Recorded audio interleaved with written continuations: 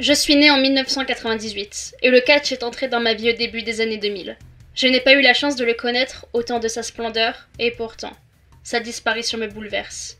Il était tantôt Razor Ramon, tantôt Scott Hall, mais toujours un bad guy. Il était un catcheur innovateur, faisant élever le catch à une autre dimension. En 1994, lors de WrestleMania 10, il révolutionne les matchs de l'échelle avec Shawn Michaels. L'image de Razor Ramon, brandissant les 2 titres intercontinentaux après un combat d'anthologie, marquera un tournant dans sa carrière. Le 27 mai 1996, Razor Ramon innove, encore, en rejoignant la WCW et en devenant Scott Hall.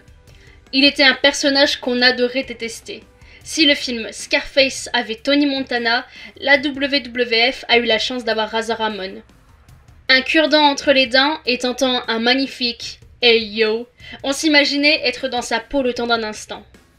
Pourtant, Scott Hall n'aimait pas être dans sa propre peau. Si le catcheur tentait de ne rien laisser paraître devant les écrans, l'homme souffrait terriblement. Sa vie bascule en janvier 1983 alors qu'il n'a que 25 ans. Alors barman dans un bar en Floride, Scott Hall doit tuer un autre homme pour sauver sa vie. L'homme était armé, prêt à tuer. Vous savez, un type a pointé une arme sur moi. Je l'ai prise et je lui ai tiré dessus, à bout portant. Un type est mort, et j'en suis la cause. C'est mauvais. Arrêté et jugé pour meurtre au 2e degré, l'affaire sera finalement abandonnée. Déjà secoué par une enfance difficile, Scott Hall se retrouve lui aussi, flingué par la vie. Heureusement, sa route va croiser celle de Shawn Michaels, Triple H, Kevin Nash et X-Pac. 4 bouées salvatrices dans un temps nuageux.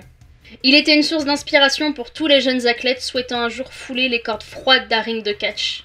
Il était une référence pour tous les catcheurs et catcheuses professionnels. Il en aura inspiré du beau monde.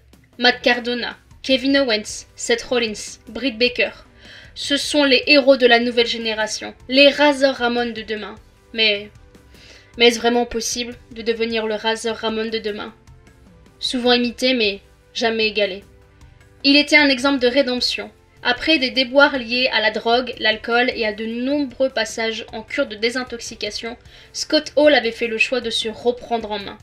Ces dernières années, il apparaissait apaisé et heureux de vivre. Le visage bouffi par les excès disparaissait chaque jour un peu plus pour laisser place à un large sourire sur son visage.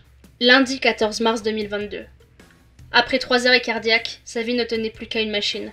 Afin de ne plus le faire souffrir, sa famille a fait le choix de le débrancher de cette machine. À 63 ans, Scott Hall laisse derrière lui 2 enfants, Cody et Cassidy. Il laisse également une génération catchesque orpheline, qui pleure encore la disparition tragique et brutale d'un catcheur à part dans l'histoire. Allez Scott. Les bad guys aussi ont parfois le droit au paradis. Bad times don't last, bad guys do.